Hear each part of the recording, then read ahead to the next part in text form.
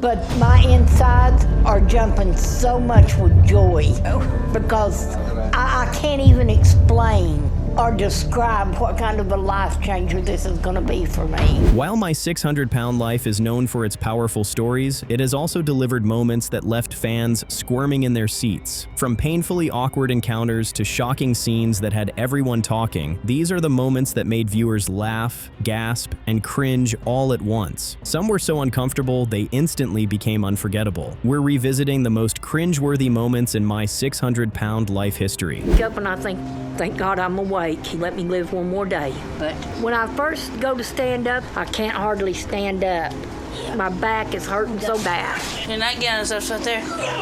And I know it's because of the weight. At 58, Rose never imagined life would turn out this way. Instead of preparing for retirement or spoiling grandchildren, she finds herself trapped in a body that feels like it's shutting down. Every step leaves her drained. Every simple task feels impossible. She keeps saying she can't believe it's real, but the truth is staring her down every time she steps on a scale. If nothing changes soon, she might not even make it to 60. Time is running out, and her body is losing the battle.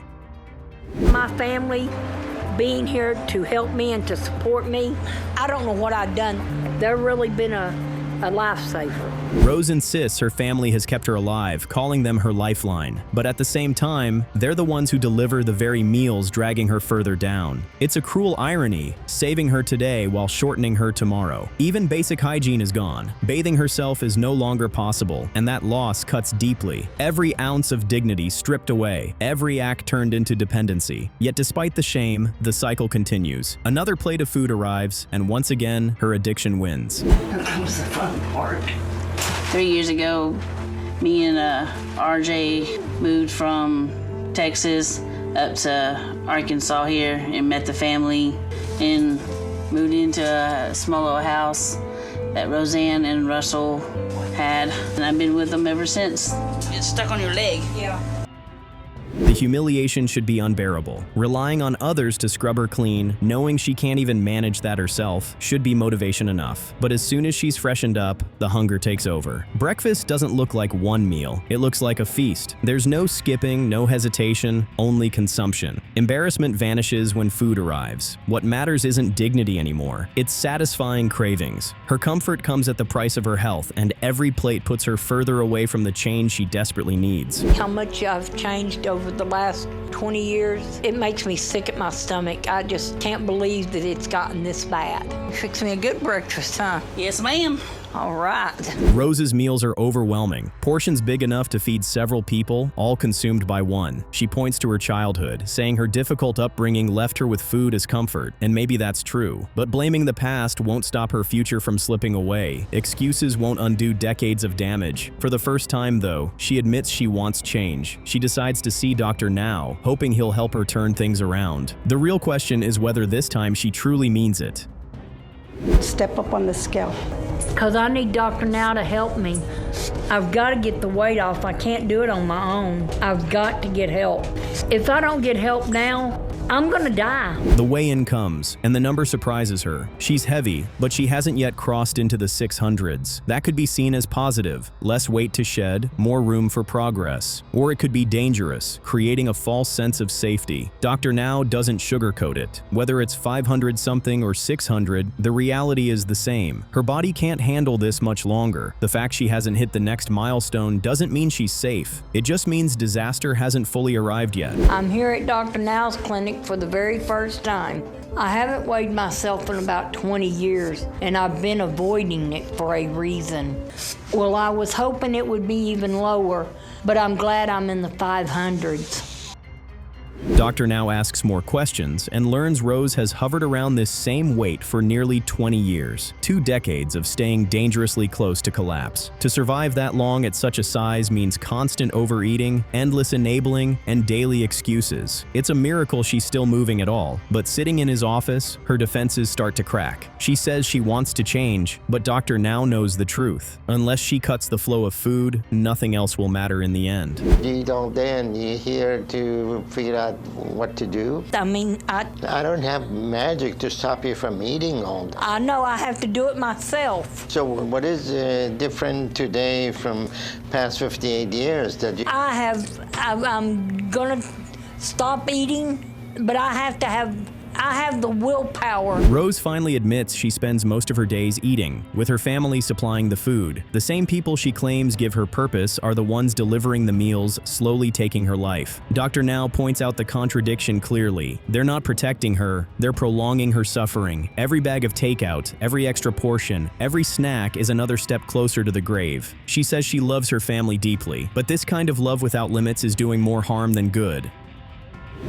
I eat whatever I can get my hands on. I eat. How do you get it? I ask her to bring it to me. Who? Sam, and she'll cook it and bring it to me. But she only cooks what I tell her to cook. Rose listens to Dr. Now and swears she's motivated. So motivated she even says she'd eat dog crap if he asked her to. That's how desperate she claims to be. It's a shocking statement, but also telling. She's finally admitting she'll do whatever it takes to live. Words are cheap though. Dr. Now has heard dramatic promises before. Motivation only counts if it shows up on the scale. Rose will get her chance to prove herself. No speeches, no theatrics, just results. The way that you are to change your eating habit. I'm very motivated. Just like I told him, if you told me there's a pile of dog crap there and you told me that's going to help me to lose weight, if I eat that dog crap for a month, bend over and start eating it, that's what I would do. The test is straightforward. Dr. Now gives Rose 2 months to lose between 50 and 60 pounds. He explains the diet, outlines exactly what she needs to do, and leaves no room for confusion. Now, the responsibility shifts to her. No one else can walk this road for her. No excuses, no blaming her past, no relying on her family's help. It's her fight against her cravings, and the scale will reveal the truth. This is the moment where intentions become reality. I was 564 at my last appointment. Minus 50 pounds in 2 months is 514. So that's what I'm hoping to see. You did it, Mama. You did it, Mama. You did it. Against the odds, Rose delivers. Not only does she meet the target, but she actually goes beyond it. The pounds drop, proving she wasn't bluffing about wanting to fight for her life. For the first time, she wins against her addiction. The progress isn't just numbers, it represents effort, willpower, and determination. She says her biggest motivation is her grandchildren, and now it's clear she means it. That drive gives her the strength to keep pushing forward, and Dr. Now takes notice. I'm down to 497. Okay. You're doing good. Thank you. I'm happy to see that you're making good progress, okay? Thank you. So what I want you to do is see your cardiologist and tell them that we are looking at you for potential doing some weight loss surgery and see what they think about your heart. Okay. With that success, Rose finally earns approval for weight loss surgery. From humiliation and dependency, she rises into a new chapter where possibility exists again. Surgery doesn't erase the past, but it gives her a fresh start. She's no longer only surviving, she can start living. She dreams of playing with her grandkids, driving again, and enjoying life outside the walls of her home. For Rose, this isn't just about shedding pounds. It's about reclaiming her time, her dignity, and her future. The Rose surgery went very well. There were no issues of concern, so we were able to complete her gastric sleeve. So this will be a big help for her. For the next month, she will need to stay on liquid diet. She should be able to lose 25 pounds in that time.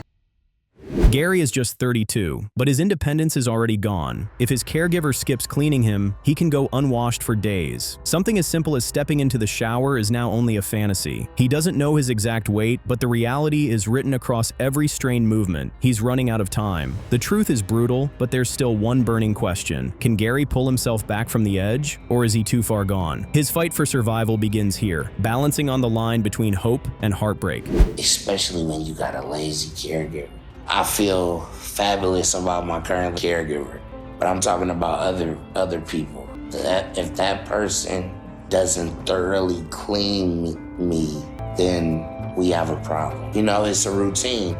You know, wash, rinse, wash, rinse, dry. For the first time in a long while, Gary finally has a caregiver who takes their role seriously. In the past, caregivers rushed through the motions, leaving him uncared for and his body in poor condition. Important routines were skipped, hygiene neglected, and Gary was left suffering the consequences. But now, things feel different. His new caregiver follows every step, treating his care with patience and attention. It's more than just cleanliness, it's dignity restored. For Gary, this is the first glimmer of progress, and he's genuinely grateful for the change. It's a small step, but a meaningful one.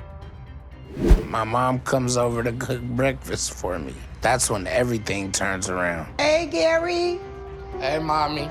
How you doing?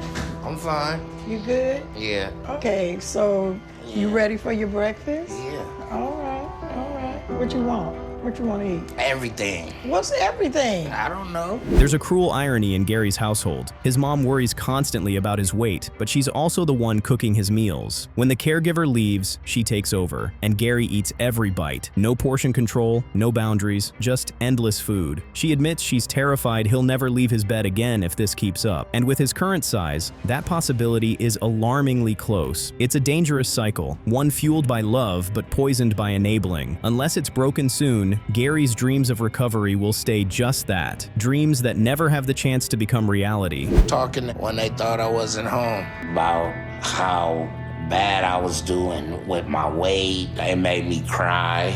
That's when I first remember eating purely for comfort. And that was when the demons inside me were unleashed. In middle school, people's bodies started changing. There's girls left and right. Gary's relationship with food began long before adulthood. His mom always made sure he was well fed, maybe too well. As a child, he overheard his siblings mocking his weight, and it cut deep. From that moment, food became his shield. In high school, his insecurities only worsened. He stopped seeing his body as something to care for, and started using food as an emotional crutch. Each meal was no longer about hunger, but about protection, a way to hide from pain. That shield, once his comfort, is now the very thing trapping him in his own failing body. In a matter of weeks, I was hanging with celebrities and living large. Around this time, my cousin introduced me to crystal meth. So I tried it. I did it for 2 days in a row. And even though I wasn't planning on doing it again after that, I just did it every day after that. Then, his life took a darker turn. Gary left school and chased his dream in music, and for a while, it worked. He booked gigs, met industry names, tasted success. But then addiction slipped in quietly, followed by binge eating, and everything unraveled. Drugs and food became twin escapes, numbing him while stealing everything else. He lost deals, connections, and respect. The career he built crumbled almost overnight. Now he's left with the wreckage, his body heavier than ever, his health failing, and the haunting weight of knowing his own choices helped bring him here. There you go. Well balanced. When I saw him bedbound for the first time, couldn't get out the bed, couldn't go to the bathroom, I was hurt, because I've been working with Gary for years, helping him with these type of situations. Gary's condition is critical. Unable to make it to the clinic, he meets Dr. Now via video call. The verdict is alarming. At over 700 pounds, his risk is extreme. Dr. Now doesn't sugarcoat it. The first goal is to work with physiotherapists to build mobility and drop into the 600s. This won't be easy. Every session will push his limits, but without it, there's no path forward. For Gary, it's the first clear roadmap he's had in years. Whether he follows it will decide if this is a turning point or just another false start. But I want you to start to follow it right now so we can start losing weight. And I'm going to arrange PT to come start working with you 3 times a week. And you need to work hard with your physical therapy to get yourself out of that bed. The message is clear. Gary's got serious work ahead. In another video session, Dr. Now reiterates how urgent the situation is. Physiotherapists will help him with targeted exercises to get him moving again. The challenge? He's still over 700 pounds, and the doctor's target is to bring him down into the lower 600s. That means discipline, effort, and 0 excuses. The question lingers. Can Gary push past years of inactivity and start building the strength he needs? Or will he fall back into the same patterns that have kept him trapped for so long? Hello, shoulders back. He's strong. He can pull himself up in bed. He can lift his limbs. He can pull himself up on his feet. He has the motivation. He has a positive outlook. Then, progress. Dr. Now sends a physiotherapist to Gary's home. She works patiently, guiding him through the steps. The breakthrough comes when Gary stands for a full 45 seconds, longer than he's managed since becoming immobile. It's a victory, small to some, but monumental to him. That moment lights something inside him. If he can stand for nearly a minute, maybe he can walk again. The exercises will be hard, but now he knows it's possible. And for the first time in years, Gary feels a flicker of genuine hope. I guess I'm gonna stop waiting. So what are you going to do different this time? Do you want to change your life or not? Yes. If you want to change your life, what changes are you going to make? Tell me so I can write them down and make sure that I know what you're going to do. But hope alone isn't enough. Gary starts slacking on his exercises, and the results stall. Dr. Now calls for a follow-up, and his disappointment is obvious. There's no magic trick here. Progress requires work, and Gary isn't putting in enough. The doctor's words cut through any excuses. If Gary wants to change his life, he needs to earn it. That means daily effort, no skipping, no shortcuts. The warning is clear. Keep this up, or the chance for real recovery will vanish faster than he thinks. Keep going. He can go through there. Yeah. He go through there in his chair all the time. You good. This is the first time I had a change of scenery in a while. I'm excited, but I'm also nervous. But at least I'm in good hands. Finally, Gary takes a bold step, literally. For the first time in years, he leaves his house. He postpones his appointment with Dr. Now, believing he needs more time to hit his target. Now, he's heading to a local hospital to weigh in. It's a moment filled with nerves. What if the scale shows no progress? Still, walking into that hospital is a victory in itself. No matter what the numbers say, Gary has proven to himself that he can push past fear and take action. That's worth something. And then in 2 months, we'll check back with you and see how you're doing, okay? Okay. So at this point, everything is up to you. It is. And I'm gonna do what I have to do. From now on, I'm gonna be a lot more strict with myself. And I'm gonna meet my goals. Then comes the breakthrough we've been waiting for. Gary stands up and moves, not just briefly, but with purpose. This time, the effort is real, the determination visible in every step. It's more than exercise. It's defiance against the life that's kept him trapped. His ultimate goal remains unchanged: meet Dr. Now in person. If he keeps this fire alive, that meeting will happen. And when it does, it could mark the moment Gary finally breaks free from the weight, both physical and emotional, that's been holding him down for far too long.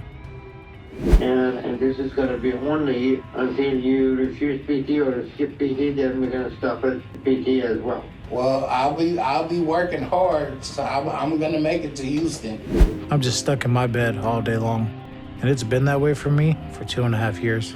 The only part of the world I can see is through my patio door, but I can't even look out and see everything and feel the sun on me. Scylla is only 35, yet his life feels like it's already slipping away. At an age where he should be building dreams and shaping a future, he's stuck in bed, watching time disappear. His body is failing, and he knows if things don't change quickly, he may not survive much longer. The weight isn't just crushing his body, it's crushing his spirit. 35 should be the start of something hopeful, but for him, every day is simply a fight to make it to the next. And I feel like I'm just a burden to my whole family. I live with my fiancée Jessica and her 3 daughters. Brooklyn, who's 11, Emily, who's 9, and Nevaeh, who's 6.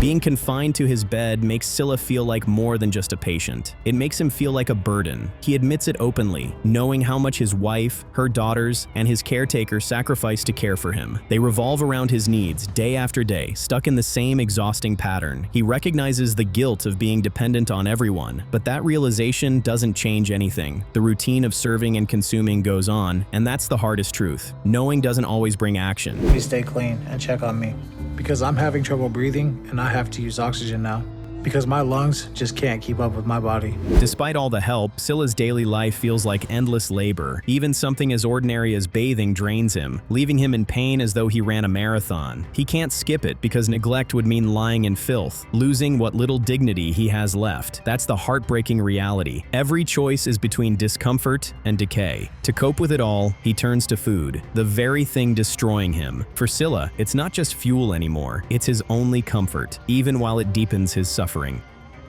To make any meals, so I usually get fast food. My 2 oldest daughters stay with their grandmother for a few months out of the year, so a lot of times it's just me, Jessica, and Nevaeh.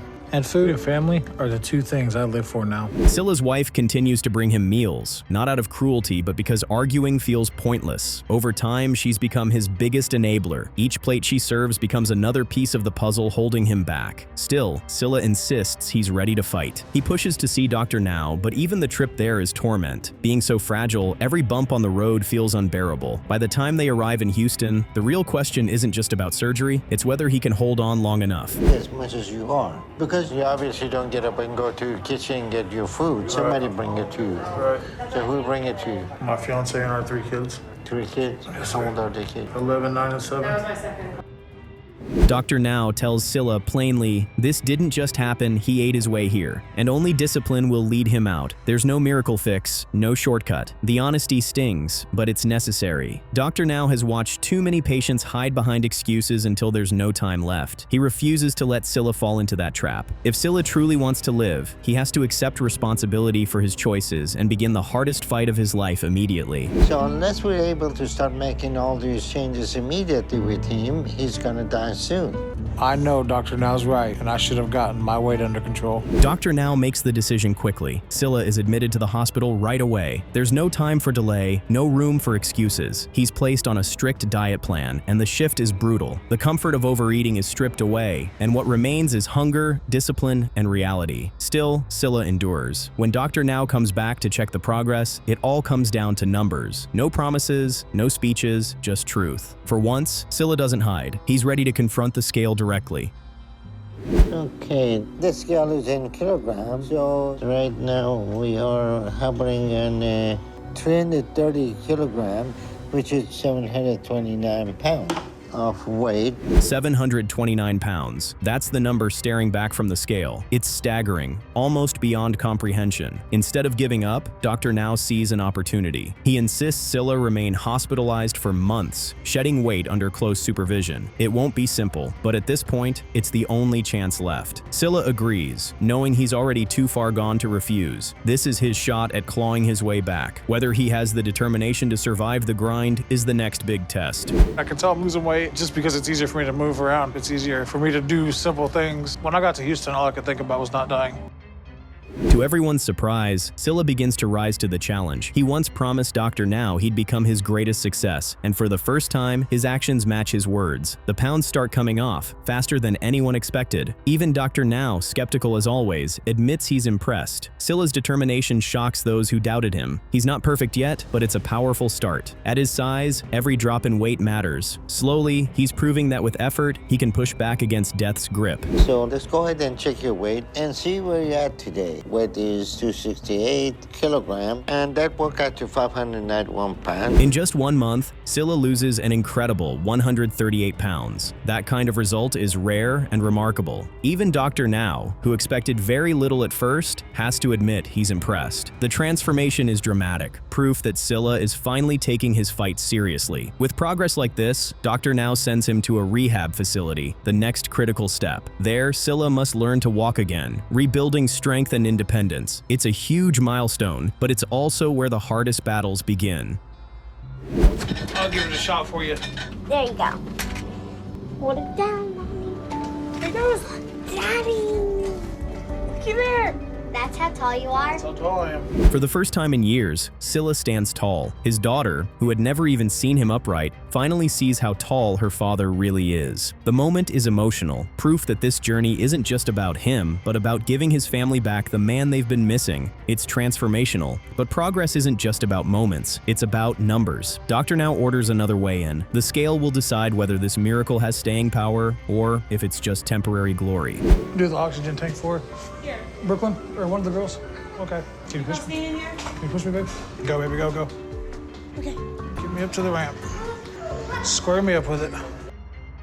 The scale doesn't disappoint. Over 200 pounds lost in just 2 months. That's beyond fantastic. Scylla is proving himself to be one of Dr. Now's greatest patients. The progress is real, the numbers undeniable. But surgery isn't handed out for free. Dr. Now wants more than weight loss. He wants consistency. He wants proof Scylla can maintain discipline outside of controlled environments. The stakes are high. With numbers like this, the door is open. But staying disciplined at home will be the real test. The fact that you're using oxygen is the problem. So we need need to get you off of that first. Until then, if you're still short of breath, your system will be too weak to survive the surgery. So what we're gonna do is to send you home in a couple of weeks. Dr. Now sets 3 clear goals: get off oxygen, keep walking, and drop another 70 pounds in 2 months while at home. It's simple, but it's everything. These goals are the gateway to surgery. If Scylla can deliver, he's in. If not, he's out. The challenge is laid bare. For a man who swore he'd be Dr. Now's biggest success, this is where the talk ends. From here, every slip, every excuse will cost him dearly.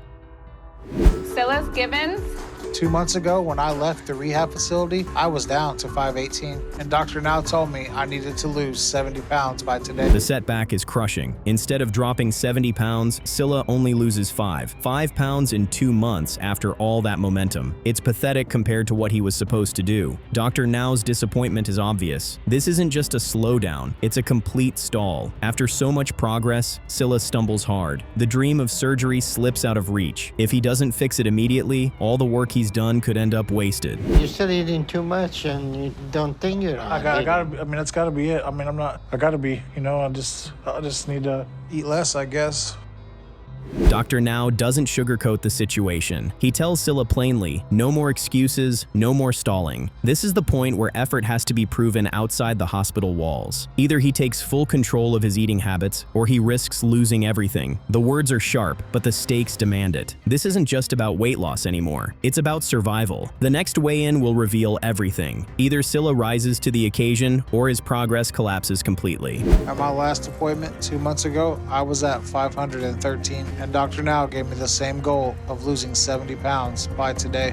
The scale doesn't show perfection, but it shows determination. Scylla manages to drop into the 400s, nearly 250 pounds lighter than when he began. That's a staggering change, even if the path hasn't been smooth. It proves he's still fighting, still willing to push through the setbacks. He may not be Dr. Now's shining example, but he's earned respect. The numbers confirm what matters most. Against incredible odds, Scylla has clawed his way back from the brink of death and reclaimed a chance at life.